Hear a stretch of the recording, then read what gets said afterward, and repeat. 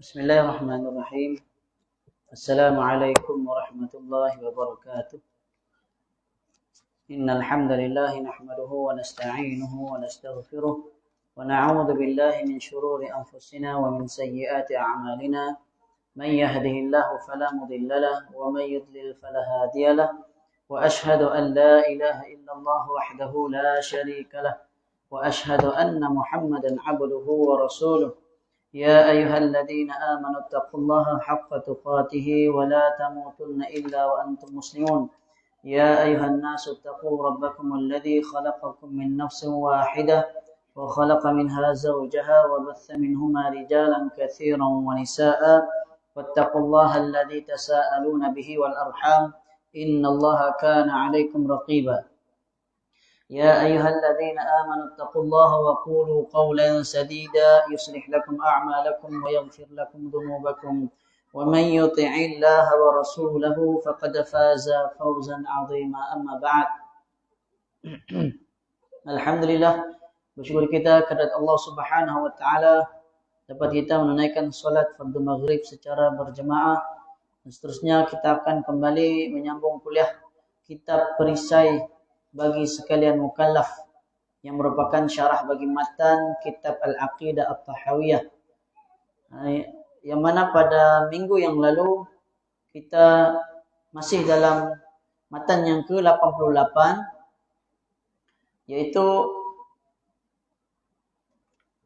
kata Al-Imam Abu Ja'far At-Tahawi, wa bi'adzabil qabri liman kana lahu ahlan وسؤال منكر ونكير في قبره عن ربه ودينه ونبيه على ما جاءت به الأخبار عن رسول الله صلى الله عليه وسلم وعن الصحابة رضوان الله عليهم.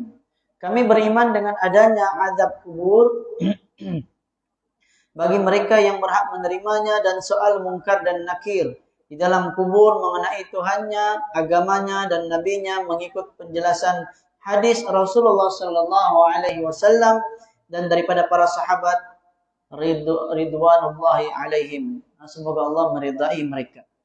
Oke, ini telah pun kita baca sedikit daripada syarahnya, di mana wajib kita beriman bahwa adanya azab kubur bagi mereka yang berhak menerimanya daripada golongan kafir ataupun munafik. Orang kafir sudah tentulah, munafik pun sama juga. Begitu juga golongan yang fasik dari kalangan orang yang orang Islam. Dari kalangan orang Islam yang Allah kehendaki untuk mengadab mereka. Oke. Jadi mereka ini semua ada adab kubur. Dan juga wajib kita beriman bahwa adanya ujian serta fitnah. Fitnah ujian lah maksud fitnah. Di dalam kubur. Juga soalan daripada mungkar dan nakir. Malaikat mungkar dan nakir akan bertanya.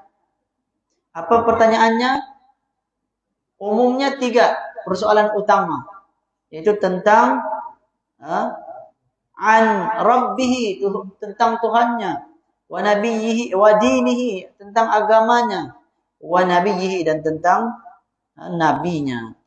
Orang mukmin maka mereka akan dapat menjawab dengan jawaban bahwa Tuhannya ialah Allah, agamanya ialah Islam, dan lelaki yang diutuskan kepadanya ialah Rasulullah sallallahu alaihi wasallam. Kemudian maka diluaskan kuburnya sejauh pandangan mata, sebagaimana yang ada di dalam hadis.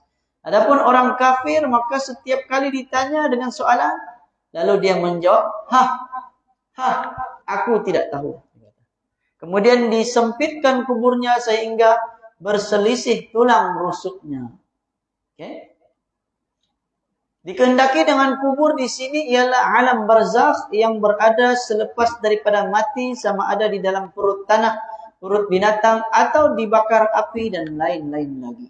Okay. Seperti yang telah kita jelaskan pada minggu yang lalu. Kita baca. Kita sambung sedikit dari penjelasan Syekh Al-Mandili. Kata Syekh Al-Mandili, dan bermula perkataan atas barang yang datang dengan dia oleh beberapa hadis daripada Rasulullah sallallahu alaihi wasallam.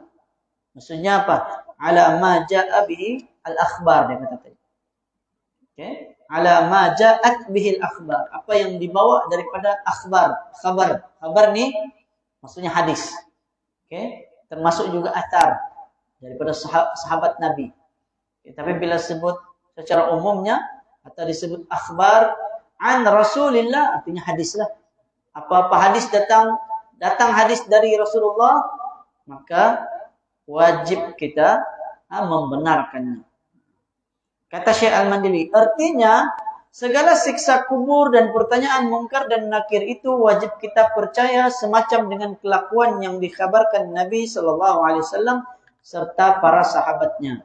Dan jangan kita berkata-kata pada kelakuan keduanya yang tiada datang pada hadis Nabi sallallahu alaihi wasallam dan sahabatnya, kerana tiada kuasa akal kita mendapat kelakuan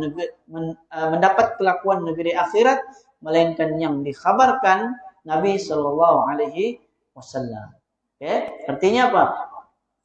Akal kita tidak mampulah berfikir bagaimana hakikat sebenar azab kubur, siksa kubur atau nikmat kubur. Tiada siapa yang tahu. Karena itu wajib kita membenarkan. Kita beriman saja. Bagaimana? Wallahu a'lam. Kita serahkan kepada yang menyampaikan kepada kita, itu dari Nabi kita. Nabi telah menyampaikan, maka apa yang Nabi sampaikan sudah tentu benar. Apa yang Allah sampaikan sudah tentu benar. Tidak mungkin salah. Okay? Ini sebenarnya membantah golongan Mu'tazilah. Karena golongan Mu'tazilah mereka mengingkari adanya azab kubur. Dengan alasan bahwa kononnya hadis-hadis yang menceritakan tentang azab kubur tidak mencapai hadis darjat mutawatir. Hanya hadis ahad saja. Ini telah kita jelaskan. Hadis mutawatir itu hadis yang banyak perawi dia. Contoh sahabat mungkin ada 40 orang sahabat. Seperti contoh hadis tentang Imam Mahdi. Itu ada ramai yang meriwayatkannya. Oke? Begitu juga tentang Dajjal. Oke? Adapun azab kubur tidak banyak riwayat dia. Tapi ada dan sahih. Bahkan Nabi sendiri mengajarkan kepada kita doa dalam hadis riwayat Bukhari dan Muslim. Doa memohon perlindungan dari 4 perkara. Apa dia?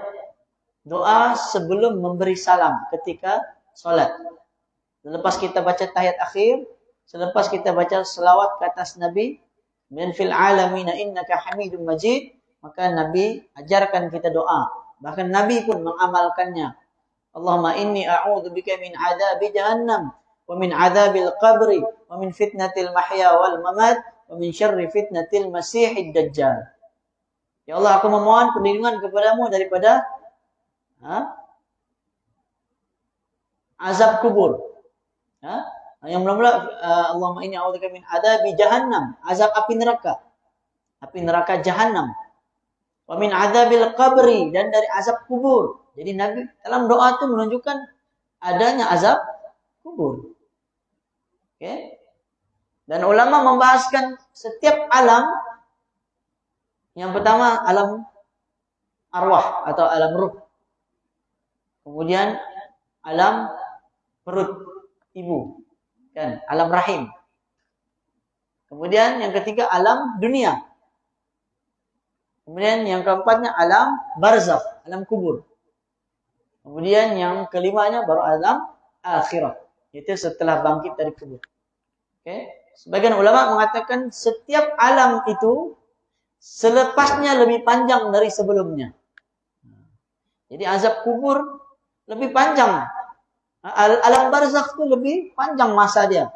Walaupun kadang mungkin orang tu hidup di akhir zaman, dia mati ketika kiamat betul-betul. Jadi tindakan dia tiada azab kubur, tetap ada sebagaimana yang dikehendaki. Allah lebih mengetahui. Okay? Jadi sekejapnya masa, itulah sebab masa ni Allah sendiri yang menciptakan. Maka Allah berhak untuk memanjangkan atau memendekkan masa itu mengikut apa yang dikehendaki oleh Allah. Bagi siapa yang dikehendakinya. Jadi tidak perlu difikirkan dengan akal. Memang kadang tidak masuk akal. Kan? Banyak perkara tentang akidah nih. Ya, akidah ini memang tentang kepercayaan. Perkara gaib. Dzalikal kitabu la raiba fihi hudal lil muttaqin alladzina yu'minuna bil ghaibi. Allah sudah beritahu dalam Al-Qur'an. Orang-orang yang beriman dengan perkara yang gaib. Perkara yang gaib yang kita tidak nampak atau yang belum berlaku. Maka wajib kita beriman. Dan tiada boleh dikiaskan akan dia dengan kelakuan negeri dunia. Alam barzakh tidak boleh kita kiaskan dengan alam dunia. Pendeknya, maksudnya ringkasnya, kesimpulannya, menyimpankan kita atas yang datang nas dan terhenti kita pada berkata-kata dengan tiada ada dalilnya. Oke? Jadi hendaklah kita pegang dalil, nas ini dalil lah. Quran hadis yang beritahu kepada kita pegang betul-betul. Dan berhenti. Maksudnya, jangan kita berkata-kata lebih dari apa yang disebut di dalam nas, dalam Al-Quran, dalam hadis Nabi. Dan tidak boleh kita berkata-kata sesuatu yang tidak ada dalil. Jadi kita tambah-tambah lah. Oh, mungkin maksudnya begini, mungkin maksudnya begitu. Tapi yang kita cakap tuh mungkin hanya di akal kita, bukan tidak boleh. Itu tidak boleh. Karena boleh jadi atau memang bila kita gunakan akal pada perkara yang kita tidak mengetahuinya, kemungkinan besar salah. Pandangan kita akan menjadi salah. Karena apa? Karena kita tidak tahu hakikat yang sebenarnya. Ini diambil dari hadis Nabi Shallallahu Alaihi Wasallam telah menceritakan Ibnu Mandah dari Abi Sa'id Al-Khudri radhiyallahu anhu, dia berkata, telah bersabda Rasulullah Shallallahu Alaihi Wasallam, hanya saja kubur itu satu kebun daripada segala kebun surga dan satu lubang dari segala lubang api neraka.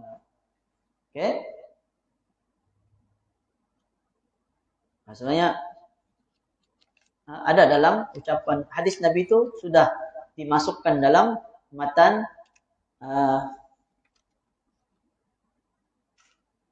Imam Abu Ja'far At-Tahawi. Disebut sudah, al-qabru rawdatun min riyadil jannah atau hufratun min hufratin niran. Bahwasanya sesungguhnya kubur itu adalah salah satu kebun dari kebun-kebun surga. Kebun ini maksudnya taman lah. Taman-taman surga. Maksudnya kubur boleh jadi ada dua keadaan. Ada orang keadaan dia seperti dia akan merasakan seperti berada di taman-taman surga. Bagi orang yang dapat menjawab persoalan. Disebut dalam hadis Nabi, diluaskan kuburnya. Dibukakan pintu surga. Maka dia rasa sangat selesa. Bahkan masa sangat sekejap. Ada air menitik.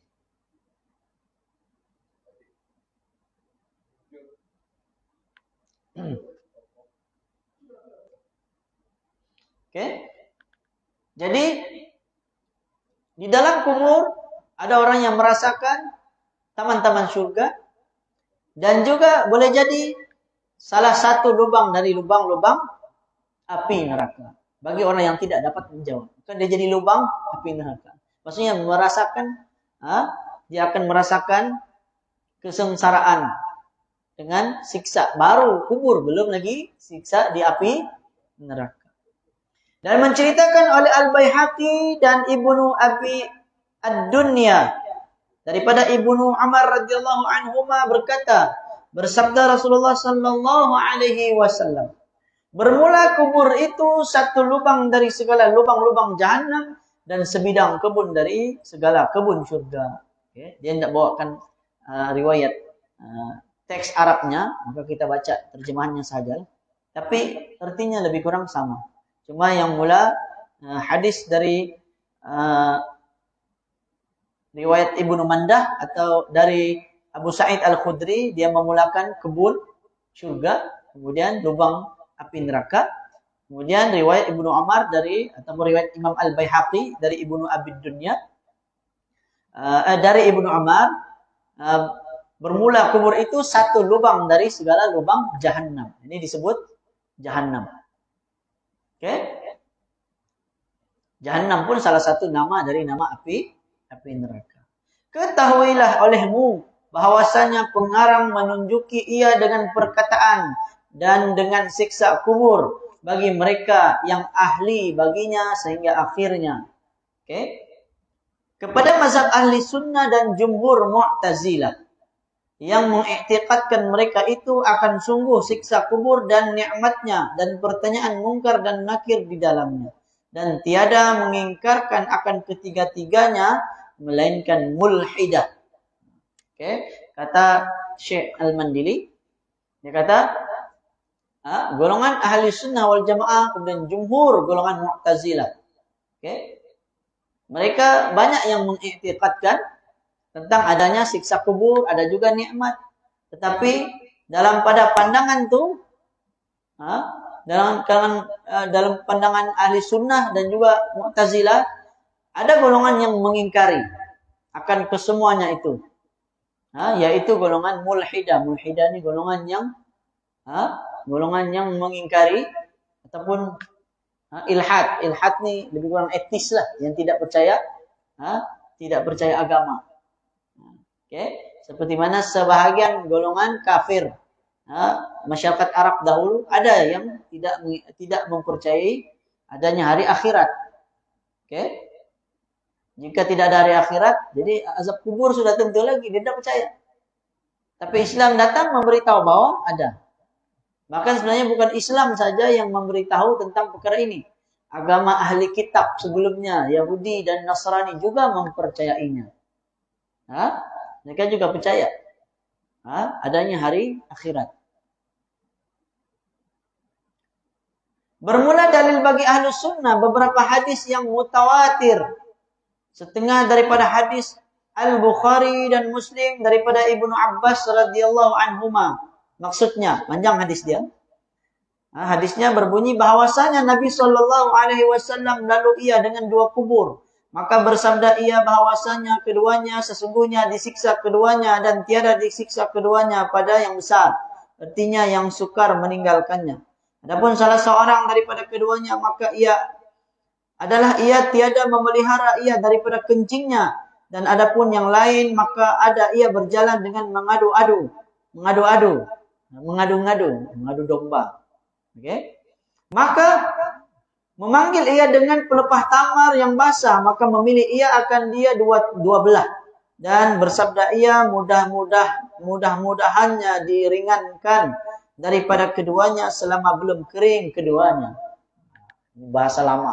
Oke? Maksudnya hadis ini mungkin kita biasa dengar tentang Nabi Shallallahu Alaihi Wasallam pernah lalu di sebuah perkuburan atau dua perkuburan, di mana kedua-dua kuburan tuh penghuninya sedang disiksa. Salah satunya disiksa disebabkan air kencing.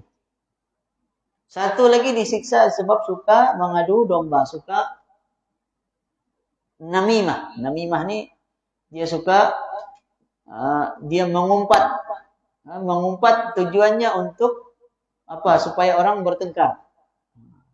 Ya, itu namimah ataupun kita kata batu api. Suka batu api. Istilah Melayunya mengadu domba lah. Oke. Jadi yang pertama disebabkan air kencing. Ini yang banyak berlaku pada kebanyakan orang. Kenapa? Karena disebabkan air kencingnya yang dia tidak cuci, tidak basuh, akan menyebabkan seluruh amalannya, ibadahnya tidak sah. Maka sia-sia.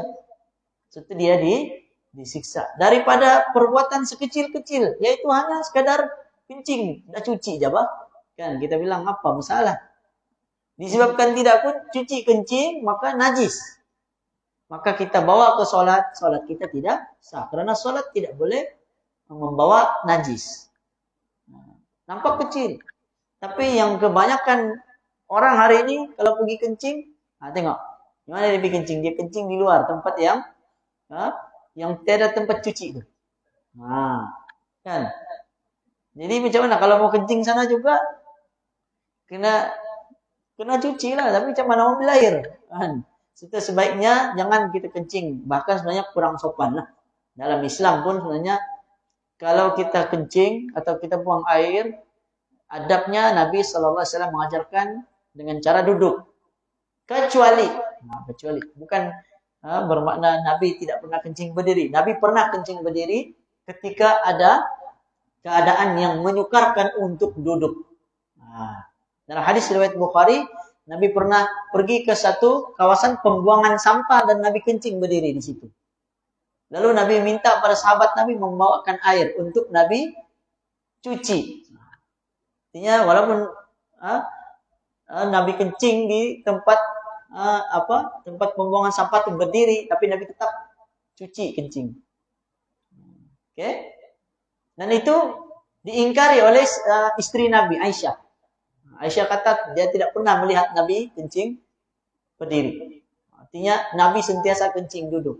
Jadi ulama mencantumkanlah antara dua hadis itu menunjukkan bahwa ada ilmu yang Aisyah dia tidak tahu. Sebab Nabi kencing berdiri itu di luar rumah. Adapun di rumah dalam keadaan yang selesa duduk. Kita pun sekarang ini ada tandas, masih juga kencing berdiri. Kencing berdiri ini dia banyak keburukan dia. Antaranya mungkin kita tidak melihat percikan air kencing yang terkena pada seluar ataupun baju kita. Jadi itu pun sebenarnya boleh menyebabkan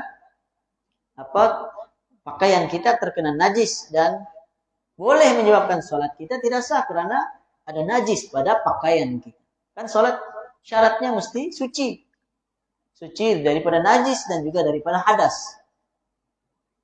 Kecuali lah kalau kita betul-betul sudah jaga dan kita tidak nampak memang ada percikan air kencing yang sedikit.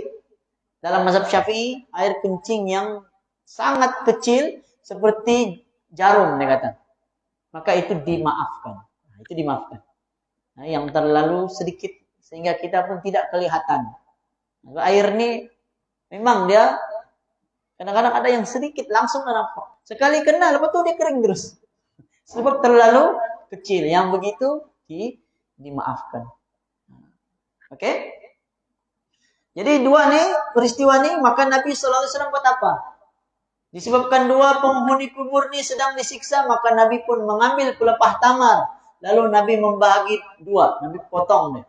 Bagi dua. Lalu Nabi tancapkan cucuk di kedua-dua kuburan itu. Dan kata Nabi selagi mana ia masih basah belum lagi kering. Maka penghuni kubur akan diringankan siksa kubur. Menunjukkan adanya siksa kubur. Tetapi mereka mendapat syafaat Nabi. Di mana mereka diberikan keringanan ataupun kelonggaran sehingga diringankan. Mereka tidaklah dapat siksa yang berat. Hanya sebentar, bukannya lama. Sekadar pelepah tamar itu masih basah. Maksudnya yang masih hijau. Kan pelepah tamar itu kalau dipatahkan, dicucuk, mula-mula dia hijau. Tapi lama-kelamaan dia akan pudar. Maka habislah, itu sahaja tempohnya. Setelah dikiaskan masyarakat kita dan sebagian ulama menyebutkan bahwa boleh kita meletakkan pokok tanaman sebagai bentuk supaya meringankan azab penghuni kubur. Cuma ini khilaf ulama.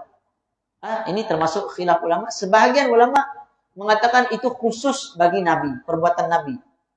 Karena selepas yang kejadian Nabi itu, tidak ada sahabat Nabi yang lain membuat perkara yang sama. Setelah kuburan-kuburan di tempat Nabi, di zaman Nabi, tidak semua ada pelepah tamar. Kalau tempat kita nih, semua ada pokok. Kan? Terus kita mengharapkan supaya diberi keringanan. Sebenarnya itu hanya perbuatan Nabi. Syafaat itu datang dari Nabi. Bukan, maksudnya dengan izin Allah lah. Diletakkan sana, maksudnya dia khusus. Perbuatan itu, kata ulama, khususiah bagi Nabi. Bahkan dengan kita, kalau kita buat begitu dengan harapan supaya diberikan kelonggaran, sebenarnya kita sudah membuat satu apa? Prasangka buruk kepada penghuni kubur, di mana kita kita menganggap penghuni kubur itu sedang disiksa. Kita tidak tahu. Tidak siapa tahu penghuni itu disiksa atau dia pun mendapat nikmat. Dia dapat nikmat kan disiksa. Kita pun pergilah. Macam soal kita kata, dia ini disiksa. Okay. Itu sebab sebagian ulama dia tidak, dia berpendapat bahwa meletakkan pokok di kuburan itu adalah perbuatan khususiyah bagi Nabi. Ala kulli hal, ada ulama yang kata boleh juga, maka ini perkara termasuk perkara yang khilafiyah. Dan kembali kepada urusan pemerintah. Ikut pemerintah juga. Sekarang pemerintah ataupun jabatan agama dia tidak membenarkan. Kan? Tidak boleh kita buat apa-apa binaan. Tidak boleh kasih besar, tambah payung ke, bikin kelambu. Tidak boleh sudah sekarang. Kalau macam di perkuburan di sini, di Lampau tu, dia sama aja kalau kita tengok. Dia letak simin di tepi, kemudian ada satu batu nisan yang sama rata. Semua kubur sama. Jadi sudah dijaga dengan rapi. Maka ini kembali urusannya kepada pemerintah. Kalau pemerintah sudah buat begitu, itu sebenarnya lebih baik lah. Lebih terjaga. Suatu mereka ingin mengelakkan daripada pembaziran kubur, lubang kubur. Seperti di banyak pekuburan di Sabah ini banyak yang ada yang dibesar-besarkan sehingga akhirnya kawasan itu penuh. Jadi susah lagi orang lain pun mau masuk juga. Oleh karena ada yang pergi buat bangunan besar, ada yang macam rumah, ada pondok lagi. Itu yang menyukarkan. Ya sebetulnya jabatan agama dia mana yang kubur baru lah, kubur yang lama itu mungkin dia enggak tengoklah apa yang termampu.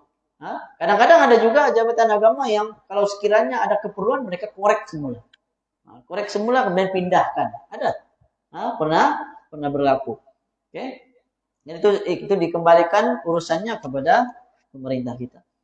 Dan bahwasanya hadis Anas radhiyallahu anhu bahwasanya Nabi sallallahu alaihi wasallam bersabda bahwasanya hamba apabila dihantarkan akan dia di dalam kuburnya dan berpaling daripadanya segala kawannya, bahwasanya sungguhnya mendengar ia akan suara sepatu mereka itu.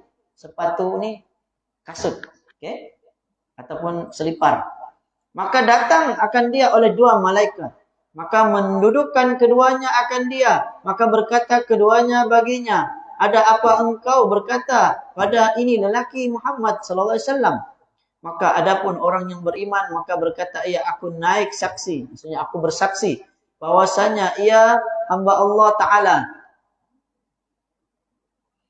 Hamba Allah Ta'ala dan pesuruhnya. Maka dikatakan baginya, tilik olehmu kepada tempat duduk engkau daripada api neraka. Sungguhnya telah menggantikan akan dikau oleh Allah Ta'ala dengan dia akan tempat duduk dari syurga. Maka melihat ia akan keduanya semuanya. Oke, jadi ini hadis berkenaan orang yang berada di dalam kubur tuh.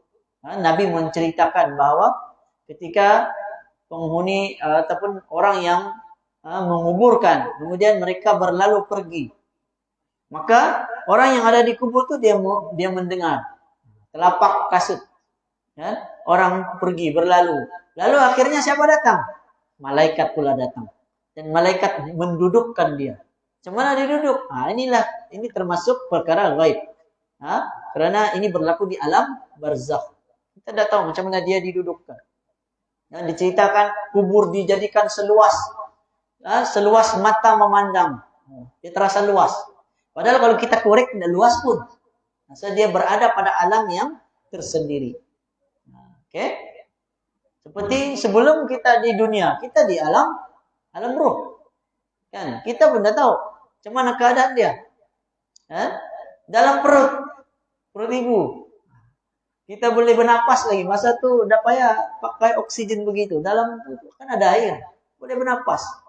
Kan? Ada alam dia yang tersendiri. Okay? Jadi didudukkan lalu ditanya, siapakah lelaki yang diutuskan? Yaitu Nabi Muhammad. Maka orang beriman maka dia akan menjawab, aku bersaksi tiada Tuhan yang berhak disembah melainkan Allah dan Nabi Muhammad adalah utusannya. Maksudnya dia menjawab persoalan yang ditanya dengan benar.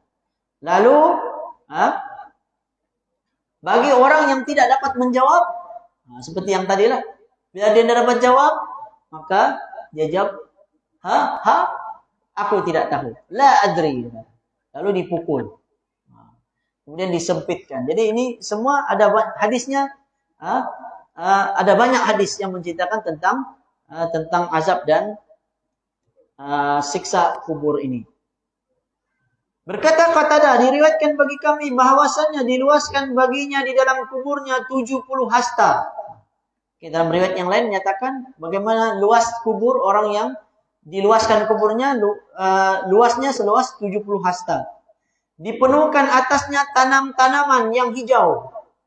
Adapun orang munafik dan kafir, maka dikatakan baginya, apa engkau kata pada ini lelaki? Maka dia pun berkata, tiada aku ketahui. Maksudnya aku tidak tahu. Adalah aku berkata akan barang yang berkata akan dia oleh manusia. Kata saya cakap seperti mana orang lain cakap. Okay? Maka dikatakan kepadanya, mudah-mudahan tiada engkau faham dan tiada engkau membaca Al-Quran. Kemudian dipukul akan dia dengan pemukul dari besi. Sekali pukul antara dua telinganya. Pukulan daripada besi. Pukulan, maksudnya pemukul malaikat Munkar dan Nakir itu, dia pukul penghuni yang tidak mampu menjawab persoalan. Maka menjerit ia dengan sekali menjerit. Mendengar akan dia oleh mereka yang mengiringinya yang lain daripada jin dan manusia. Oke? Maksudnya apa? Semua makhluk yang ada mendengar kecuali jin dan manusia. Mendengar apa? Suara jeritan orang yang berada di dalam kubur. Apa nih? Haiwan-haiwan. Semua mendengar. Yang tidak dengar kita.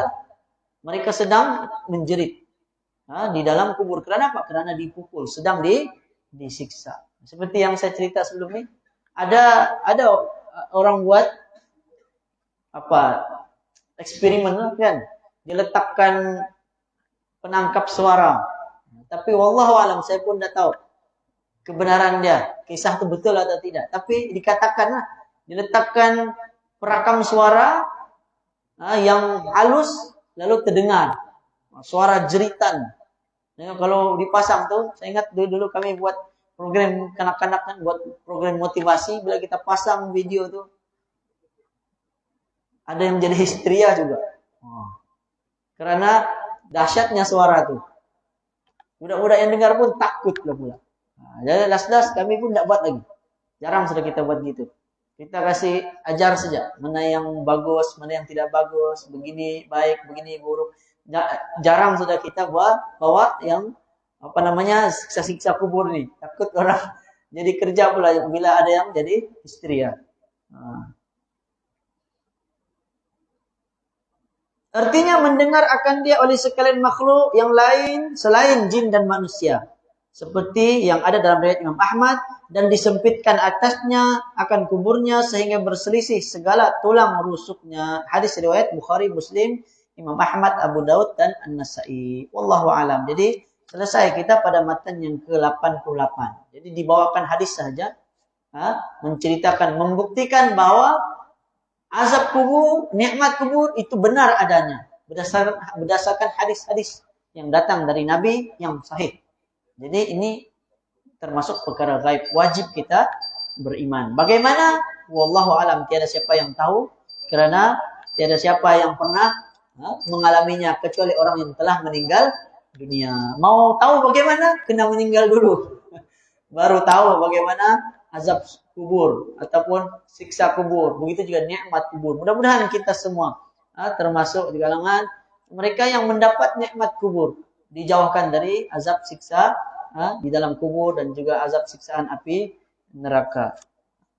Wallahu alam, yang baik datang dari Allah, yang lemah dari saya sendiri. Aqulu qouli hadza wa astaghfirullahaladzim li wa lakum wa sallallahu ala nabiyina Muhammad wa ala alihi wa sahbihi wa baraka sallam. Assalamualaikum warahmatullahi wabarakatuh.